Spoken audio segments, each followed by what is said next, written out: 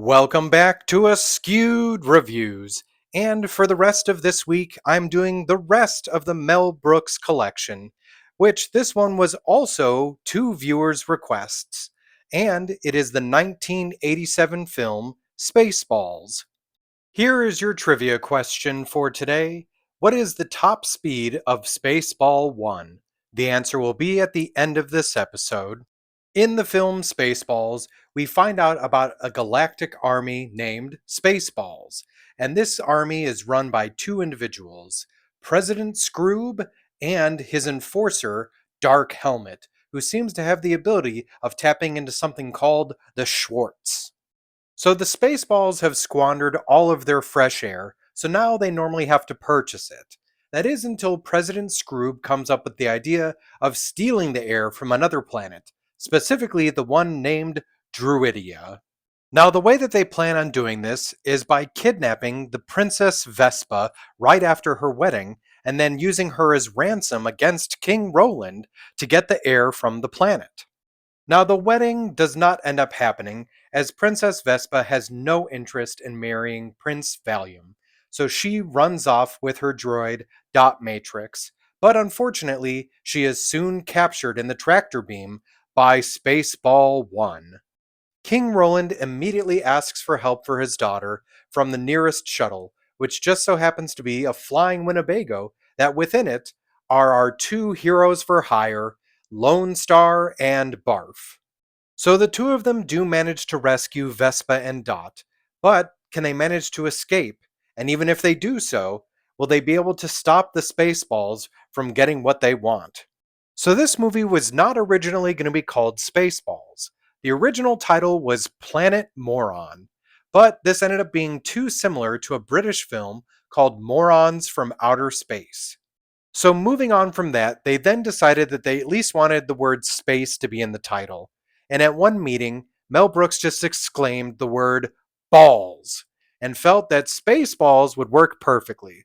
This is also the reason, and you probably may have already figured this out, that the Spaceballs have the rounded helmets to represent balls. For this film, Mel Brooks was the producer, director, and co-writer. He also appeared as two characters, President Scroob, which if you didn't notice, the name comes from an anagram of Brooks, and the character of Yogurt. The way that this movie came about is after Brooks had lampooned westerns, horror movies, and silent films, he didn't know where to go next. That was until he started working on History of the World Part 1, where near the end there was a segment called Jews in Space, and he knew that space was where he wanted to go next. And of course, when it came to sci fi space movies, one of the biggest things at the time was the Star Wars trilogy. There, of course, are references to other sci fi movies, but this was the biggest influence. In fact, Brooks even checked with George Lucas if he was okay on them parodying his films. He was totally fine with it. He actually even really enjoyed the screenplay. So much so that he allowed Brooks to borrow Industrial Lights and Magic to create a few things in Spaceballs, and even allowed for the Millennium Falcon to show up at the Space Diner. Now, part of the agreement, though, was that Brooks could do the parody, but could not make any merchandise. This is, of course, why Brooks at least made the joke about all of the merchandise that at least shows up in the movie. Speaking of the merchandise, by the way, did you happen to notice that Spaceballs the Lunchbox and Spaceballs the Coloring Book are actually just Transformers products with the name Spaceballs slapped on it? From the very beginning, Mel Brooks knew he wanted Rick Moranis to play Dark Helmet. But did you happen to know that it was Moranis' idea to change his voice when the helmet was down? Also, Moranis completely improvised the doll scene. John Candy, who plays the character of Barf, in my opinion was a great choice, but it was actually Rick Moranis who suggested Candy for the role. It also took three people to control Barf. Candy had a control in his paw to be able to move the tail, but there were two assistants that controlled his ears. Joan Rivers plays the character of Dot Matrix, although to be more specific, she was the voice of Dot Matrix, and because she was contracted before the movie started, they made the character of Dot look like Joan Rivers. Bill Pullman plays the character of Lone Star, but they originally were going to offer that role to James Caan. Unfortunately, at the time, he was struggling with addiction and could not be a part of it. The other actors that were also up for Lone Star apparently were all Toms: Tom Cruise, Tom Hanks, and Tom Berenger. Brooks knew that he wanted Daphne Zuniga to play the character of Princess Vespa after seeing her in the film The Sure Thing. Here are two interesting facts when it comes to Daphne Zuniga. First of all, in the jail cell scene, they originally asked if she would like someone else to sing Nobody Knows in that bassy tone. And she actually said that she's got it, and clearly she did. Also, it was Zuniga's idea to actually have Vespa take the gun and take out all of the soldiers after she gets her hair shot. Because originally the idea was just that she would make a quick quip and then run off.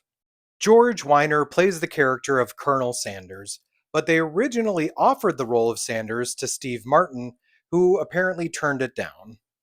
The characters of Vinny and Pizza the Hut were actually played by common collaborators with Mel Brooks. They were played by Rudy DeLuca, and the voice, at least, of Pizza the Hut was Dom DeLuise. Actor John Hurt does a self parody cameo as he's essentially recreating the famous chestburster scene from Alien in this film. Michael Winslow plays one of the Spaceball troopers. Now, you probably know him from the Police Academy films, or at least his ability to do sound effects. Mel Brooks said that by having Winslow play the character and do his own sound effects, he probably saved about $1,000.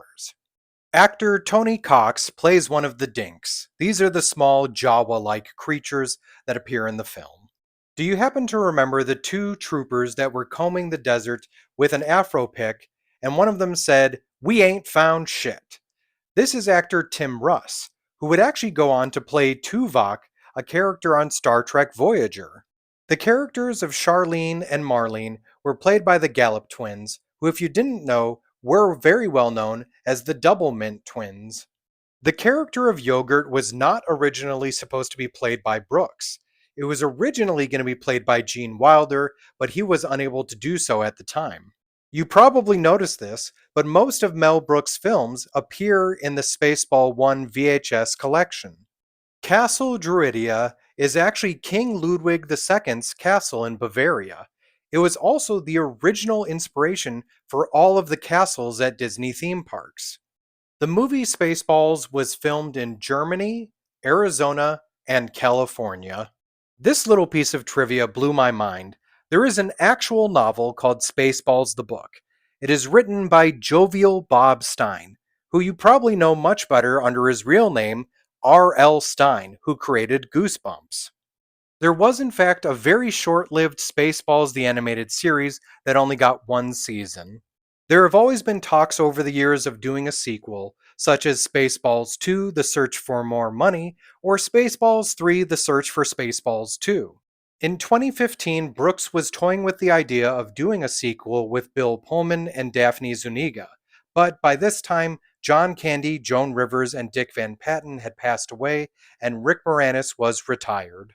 Now, there was also talks again about a sequel in this year, 2024, with Josh Gad starring and producing alongside Mel Brooks, and Josh Greenbaum would direct.